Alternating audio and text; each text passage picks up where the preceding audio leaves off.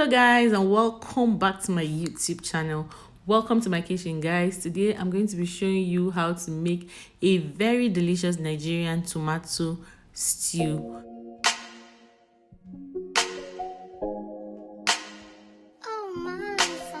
So for my recipes, I'm going to be using some chicken. This is already clean and washed, and this is the hard chicken. I'm also going to be using this mackerel fish. I'm going to clean it very soon. And then I also have some onions. I love to use plenty onions for my stew. I'm also going to be using some fresh tomatoes. I'm using 2 bell pepper. I have 2 habanero pepper here, and then 1 of the sweet pepper. I'm going to be using these 2 red bell pepper also, and then I'm going to be using this tomato paste, and I'm going to be using this peel tomato plump. I got this from Lidl. You can get it from any of these stores. I'm also going to be using this ginger and garlic, which I have already washed and cleaned. I've already peeled and cleaned. Over here I have some spices. I'm going to be using this 4 Knor seasoning cubes, and I'm also going to be using the liquid Knor. And then I have some ground nutmeg, ground cinnamon, mild curry powder. I have some ginger, grounded ginger and garlic. I have Cummin, I have turmeric, and then I have my thyme, and I also have some salt and some groundnut oil. The first thing I do is to add the chicken into the pot, and then I'm going to cut 1 onions into tiny pieces and add like I've just done.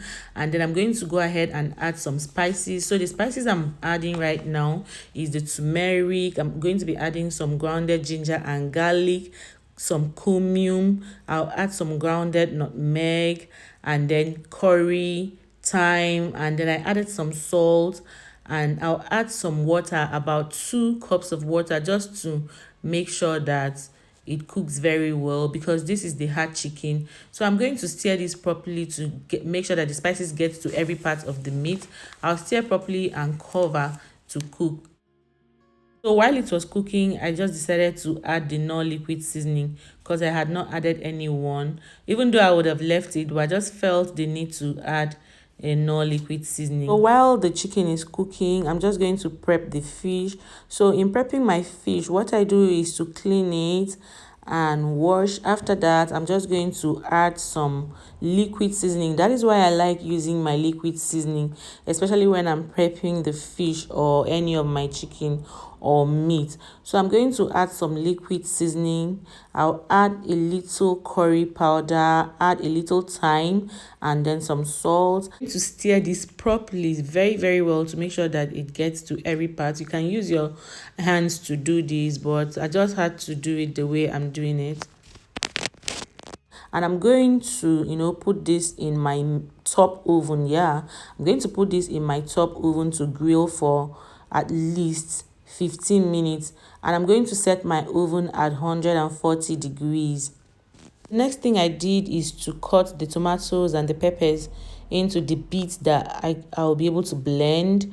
And then I also did the same for my ginger and garlic. I had to cut them into pieces, and then I set aside 1 onions which I had already cut. I set that aside so I can use to fry. So right now, as you can see, I'm trying to blend.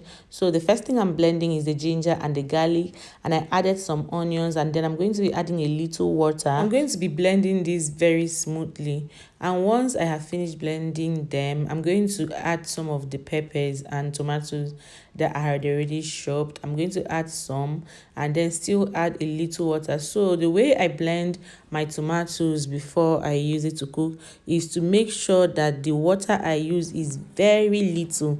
So I use very little water to blend. So after blending the peppers and the fresh tomato, I'm going to be adding my peeled tomato plump. I'll just add this and blend also, and then pour out into the pot.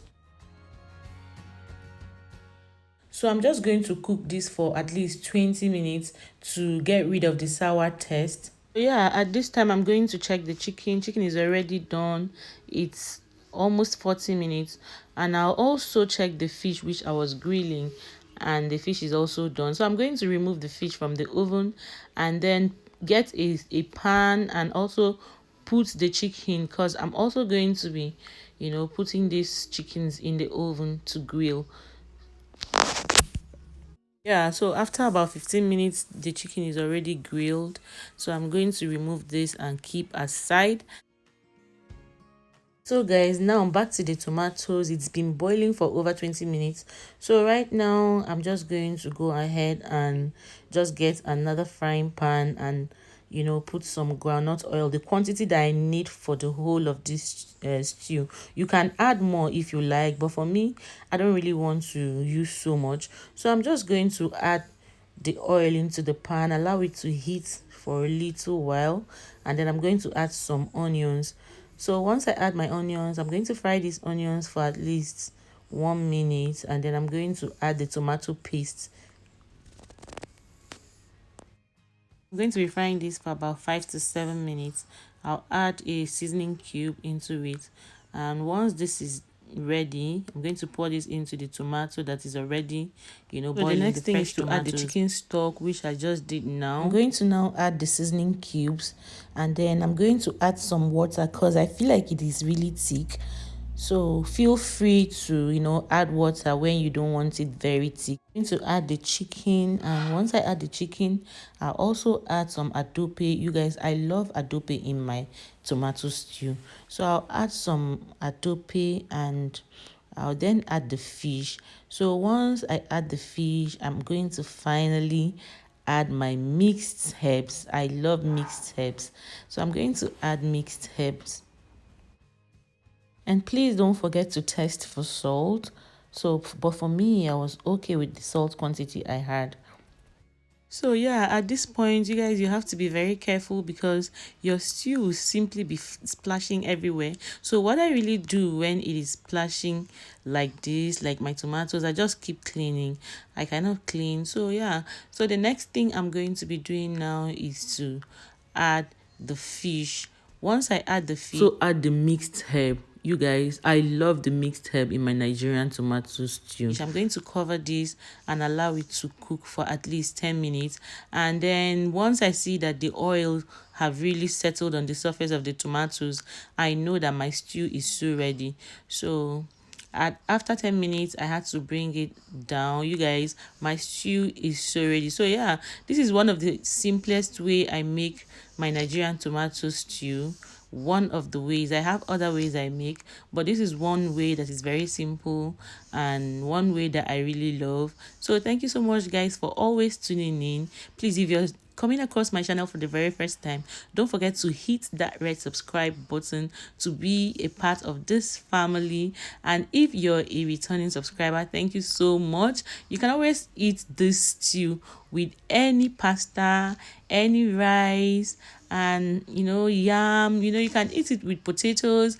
You can have fun with it. So yeah, thank you so much guys for always tuning in. See you in my next one. Bye guys.